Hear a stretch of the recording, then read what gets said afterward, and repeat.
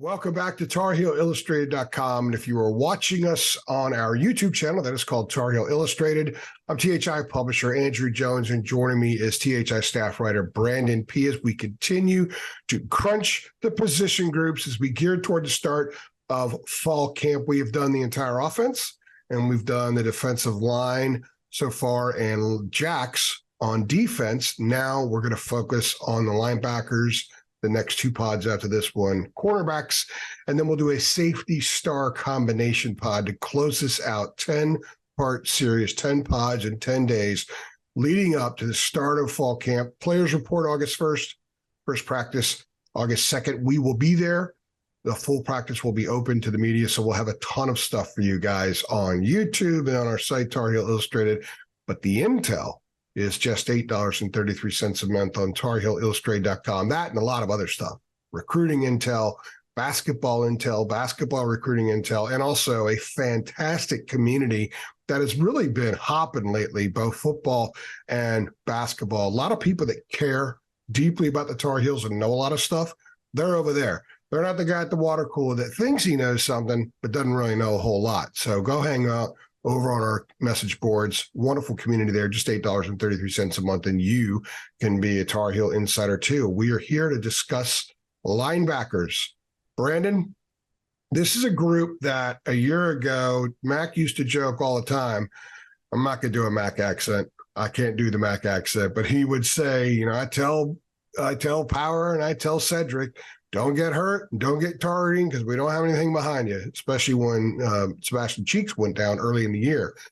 All they had was rah-rah, not much else there. So those guys had to play every snap. I believe Cedric Green played almost 1,000 snaps last season. So the depth this year is they have a little bit more there. So what are you thinking when you look at the linebacker group as a whole, not just the two starters, they're in great shape there, but the group as a whole?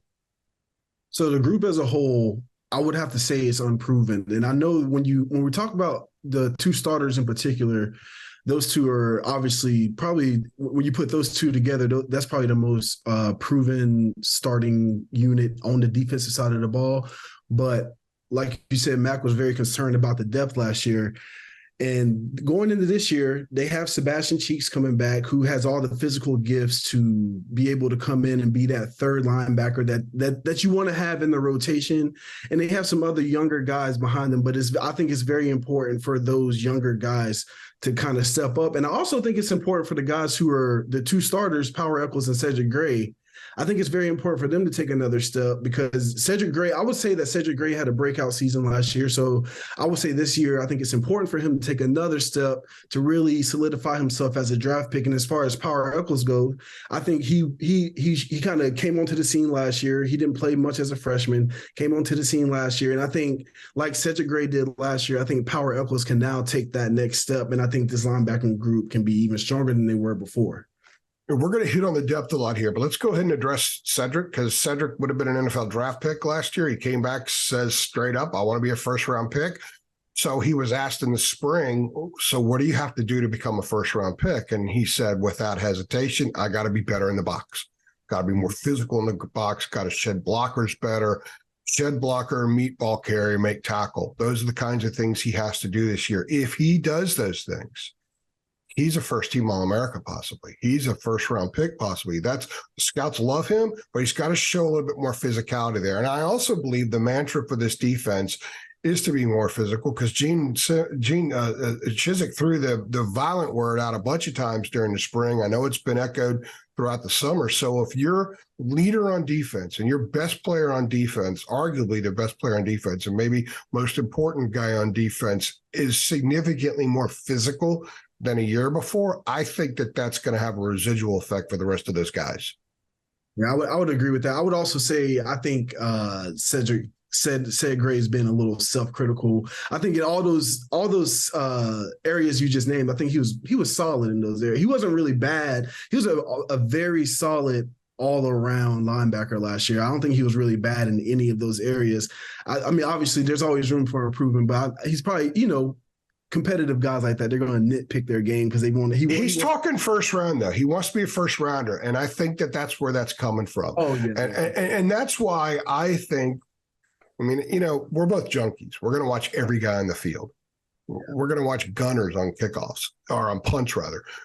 But I'm going to watch this with Cedric. The first time I get in practice, I get to see some contact, especially if it's group contact. I want to watch this. I want to look out for this in the South Carolina game because I think it's important. If your best players get a little bit better, it just brings everybody along with them. So I agree with you. I thought Cedric was really good last year. And I think Cedric can be better this year. And what's going to help make it better is if the defensive line's better.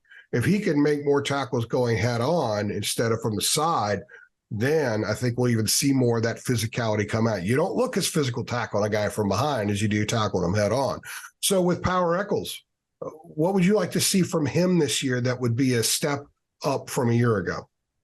Well, particularly with Power Eccles, I kind of think Cedric Green and Power Eccles are kind of opposite. So with Power Eccles, I think he has all the physicality and he brings the violence that Gene Chizik is always talking about that he wants his defensive players to play with. I think where he needs to improve is going to come in his coverage skills, particularly man-to-man covering the line or the running backs out of the backfield. We saw many times the wheel routes really gave Carolina a lot of issues last year. And I'm not saying that was always his fault in particular, but that's just one particular thing that came to my mind. So yeah, that's where I think he would get better. And just to go back to Cedric Gray, I agree with you. If he can get a little bit more physical, we are talking first round area because he has the physical tools that the NFL scouts like. He has the length, he has the speed, smarts, really good hands, he has really good football IQ. So if he can put all that together, I don't see why he couldn't be a first round draft pick.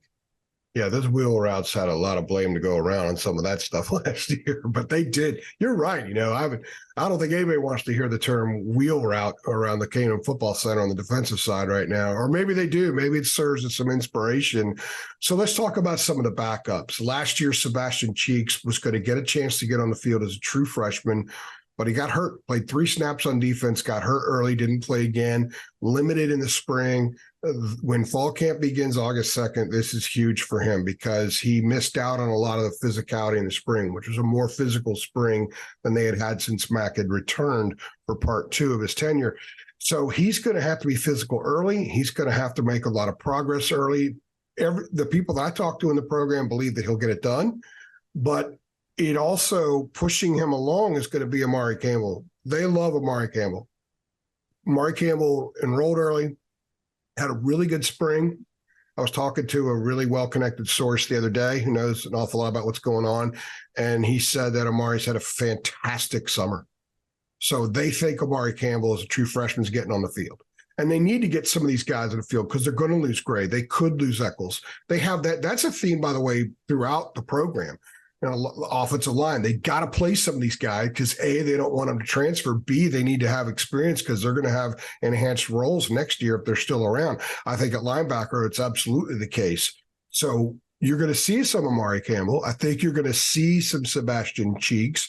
And I think the staff feels a lot better about what they have as reinforcement there now than they did a year ago. Campbell is physical. He's kind of built a little bit more like Power Eccles. Michael Short, another freshman who enrolled early, is built a little bit more like Cedric Gray.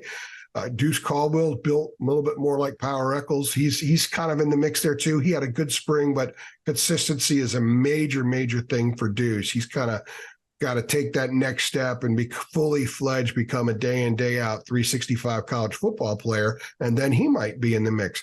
So they have more depth back there now. I think that they have guys physically that can handle the job, and at least three of those dudes. Last year, especially when Cheeks went down, I don't think they had anybody that could physically handle the job, and certainly not from an intellectual standpoint because there's so much going on out there. So they're in a much better situation as a whole in that room now than they were a year ago. And yet it's still a concern because Cheeks has 3 snaps, Campbell has none, Short has none, Caldwell got a handful in mop-up duty last year, and that's it.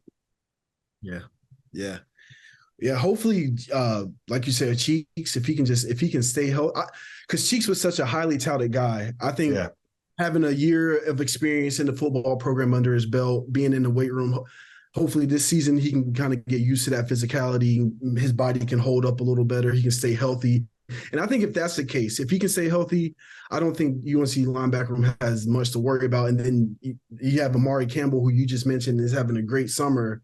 So eventually maybe that freshman wall hits, and if that freshman wall hits, you need somebody like Cheeks there who has a year of experience not a year of playing experience, but just a year of being in the program under his belt, and I think he can really help out.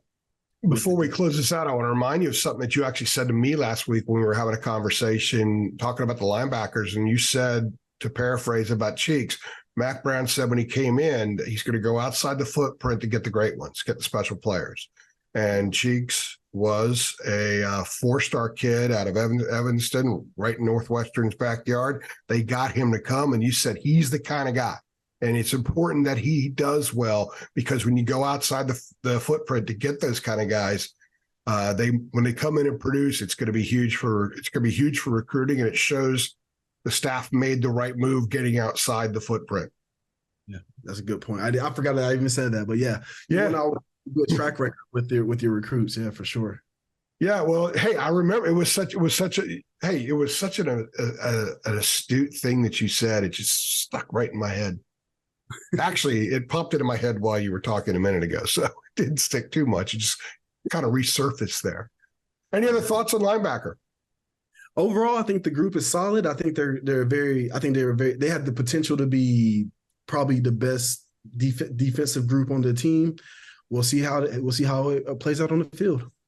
Long as Cedric and Power stay healthy, I agree with you. If they don't stay healthy, I still think there's a huge work in progress, because that's always the case with guys who lack experience, no matter how physically ready they are. But they get some reps and they come along. And if something happens in November, I think one of those guys might be ready to step in, at least be competent out there at that point in the season. For Brandon Peay, this is AJ. We appreciate you guys watching, and make sure you come back and watch the next two. Got the corners, and we got the safeties and stars coming up. Thanks.